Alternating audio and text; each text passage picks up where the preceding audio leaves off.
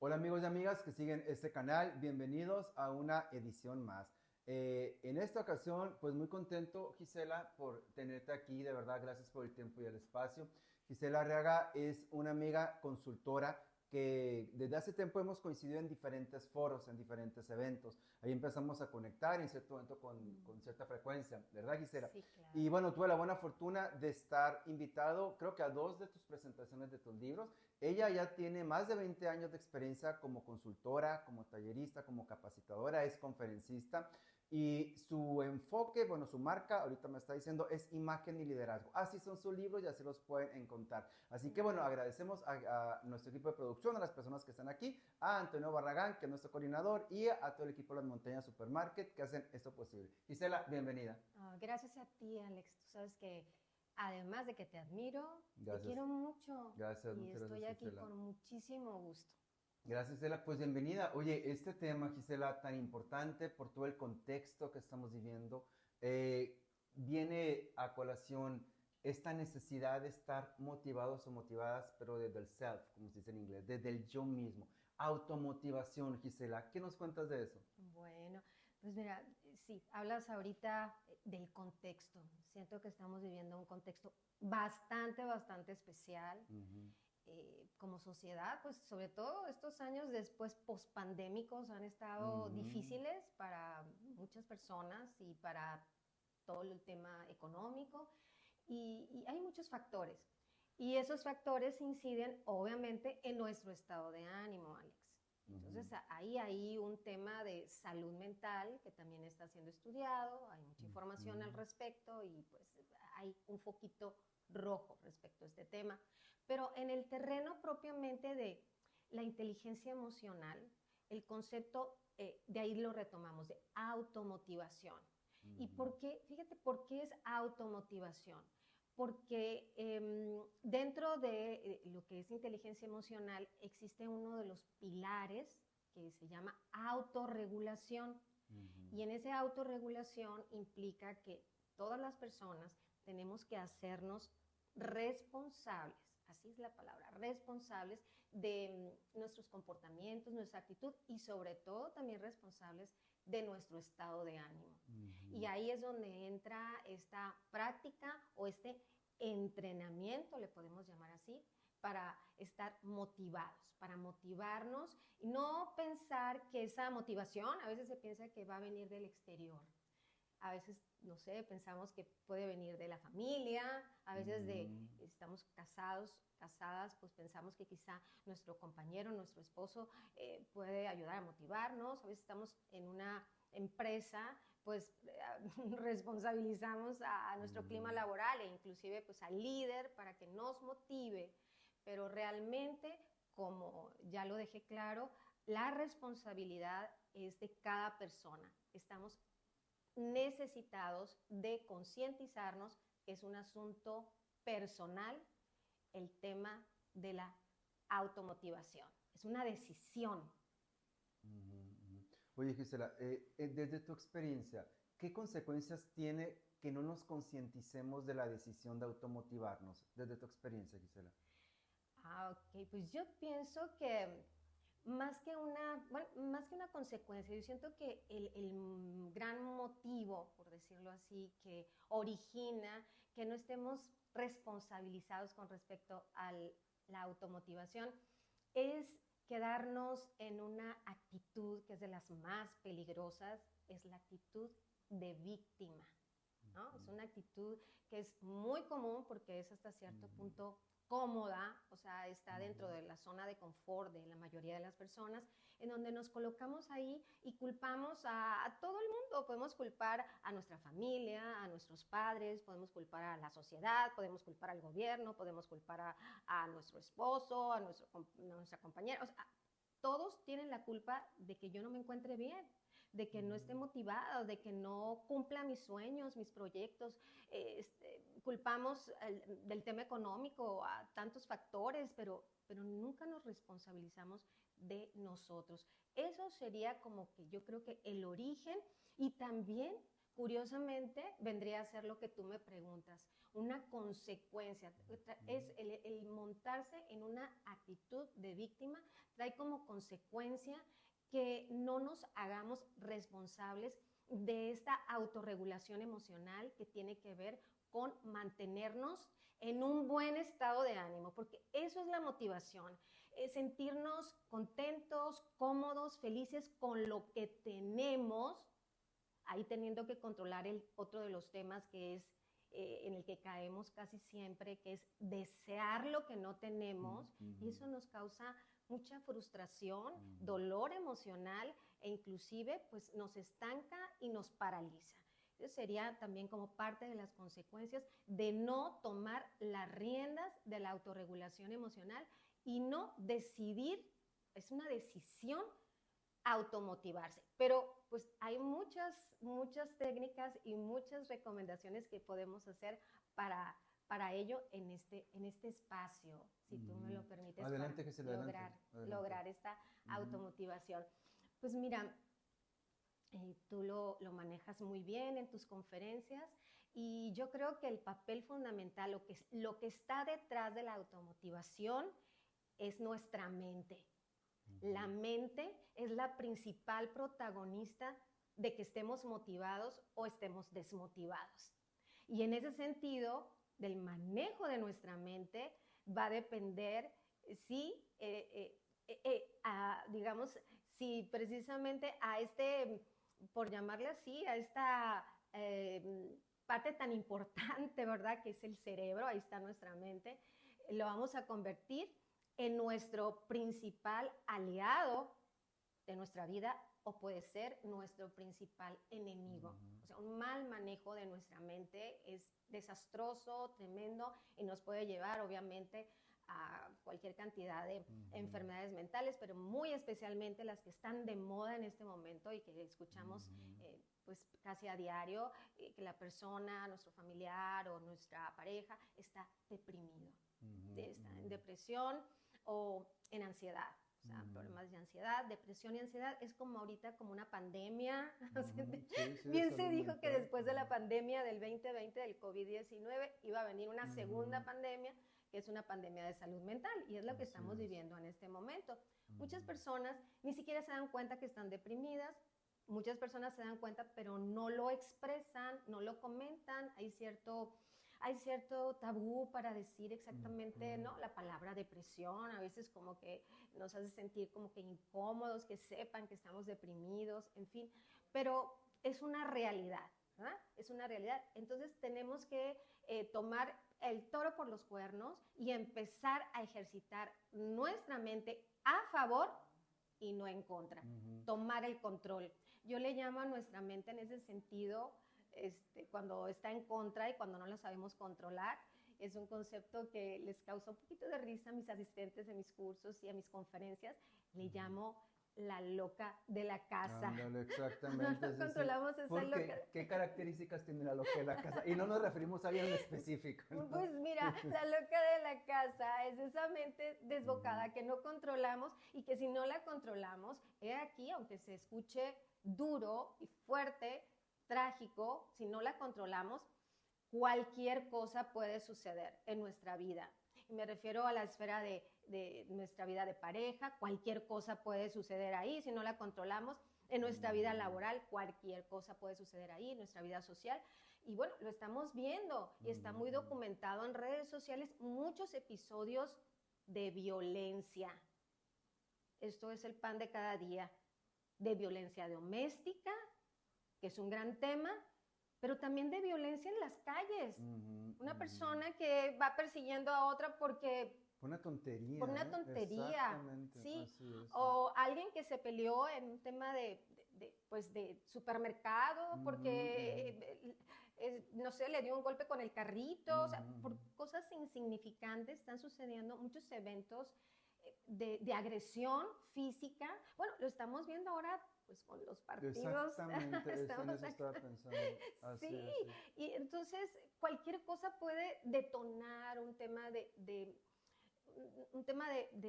descontrol, de nuestras emociones. Estamos hablando ahí pues de la ira, de eventos de mucha enojo, ira, pero bueno, también el tema emocional puede irse al tema de la frustración, puede irse al tema, como dijimos, de depresión, de ansiedad, o sea, puede derivar en múltiples formas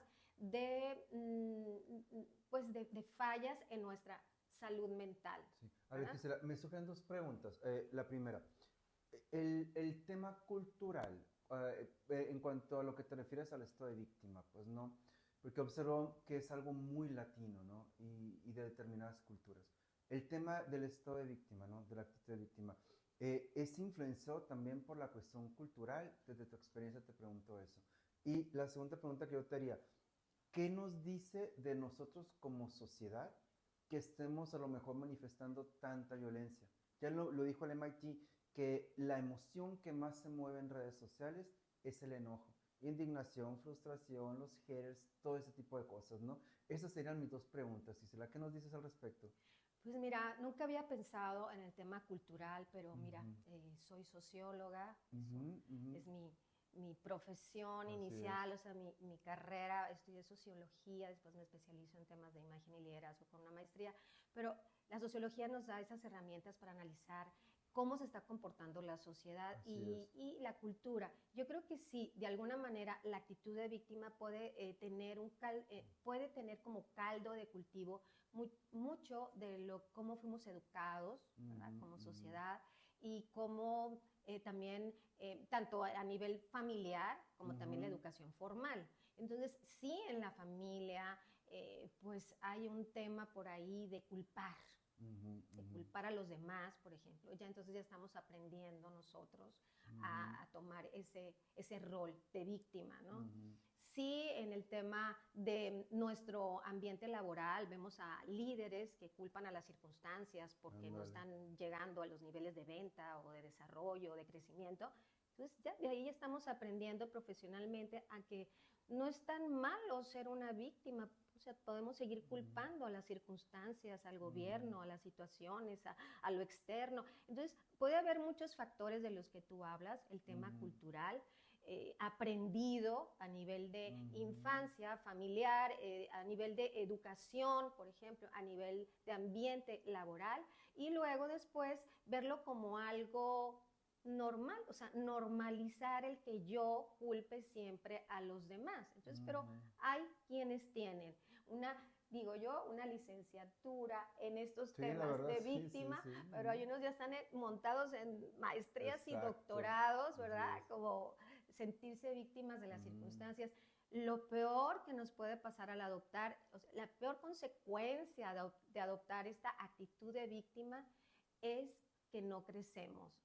La actitud de víctima nos inmoviliza y nos lleva a una paralización de nuestras capacidades y también a un tema de exacto. nulo crecimiento personal. Exacto, Y esto exacto. es lo más riesgoso. Pero no, yo pienso que lo más riesgoso es que a la postre y con los años, quien se mantiene en una actitud de víctima se va a convertir eventualmente en una persona frustrada y eso es muy feo, es muy a nivel Ujú, personal y eventualmente se va a convertir en una persona envidiosa ujú. porque como la actitud de víctima no le permitió seguir creciendo, llegar a sus metas, cumplir sus sueños, va a ver que otras personas sí lo lograron y eso le va a causar un gran enojo. Ujú, Y obviamente después va a derivar en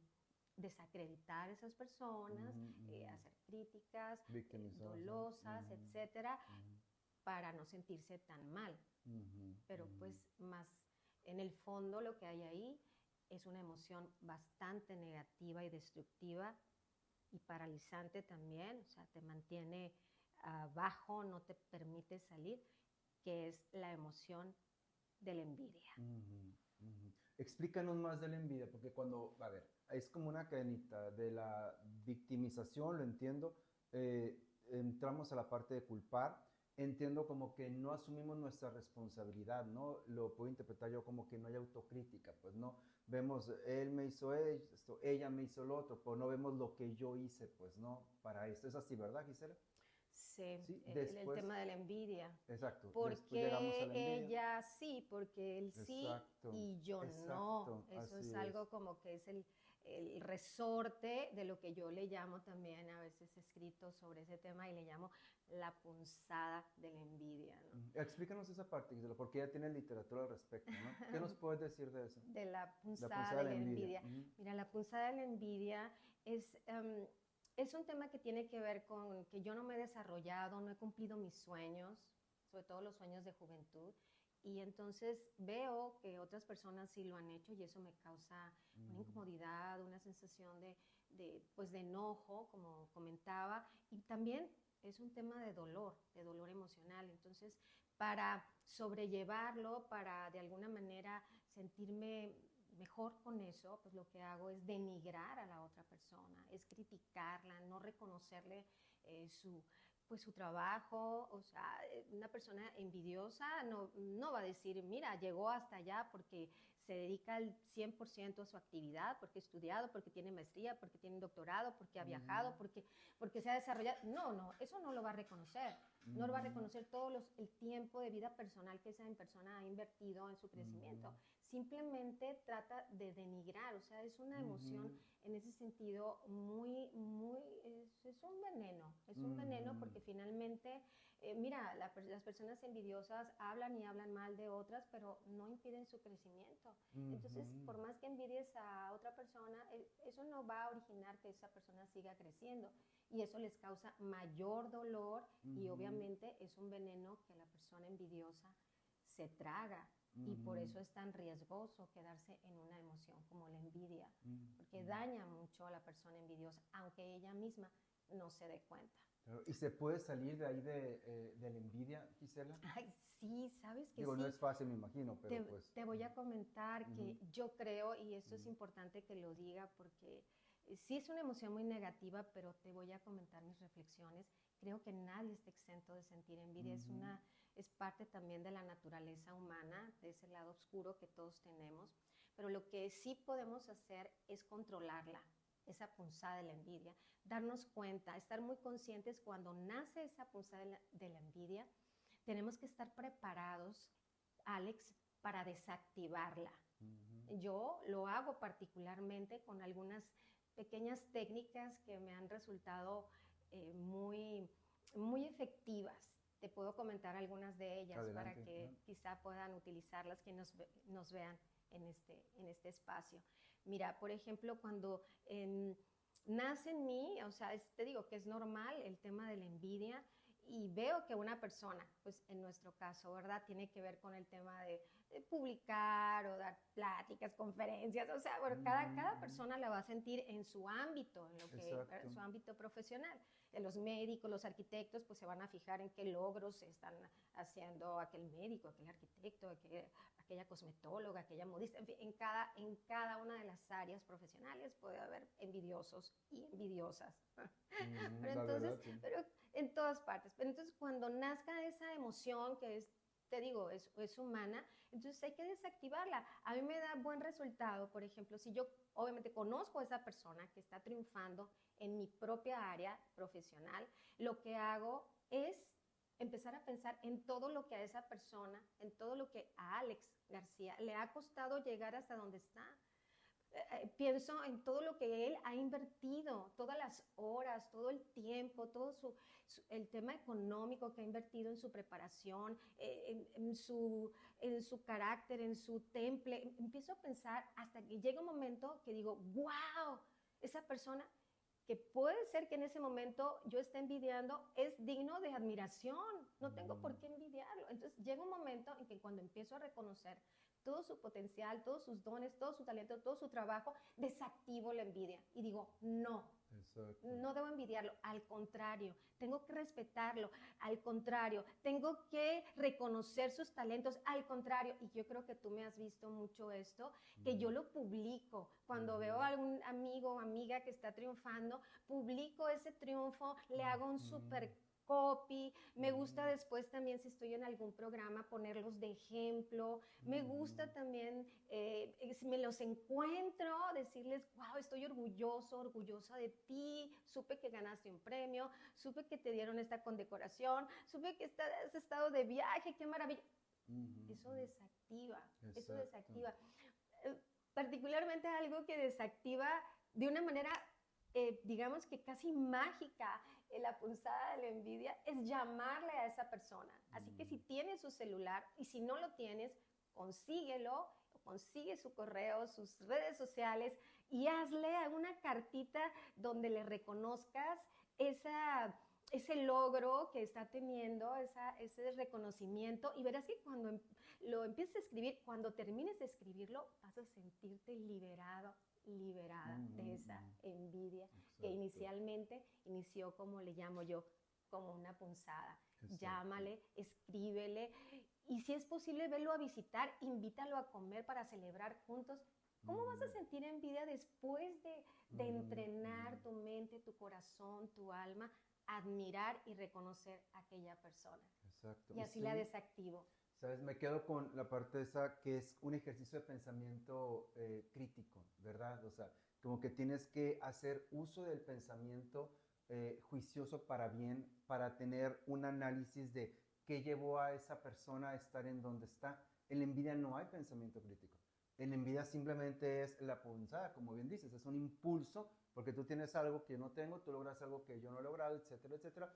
Pero para desactivarla es con un buen ejercicio de pensamiento crítico, de análisis, de observar, y eso ya te va abriendo el panorama. Vamos, esto último abre la mente, la envidia solamente la cierra. Pero bueno, Gisela, tenemos que ir concluyendo esta primera parte.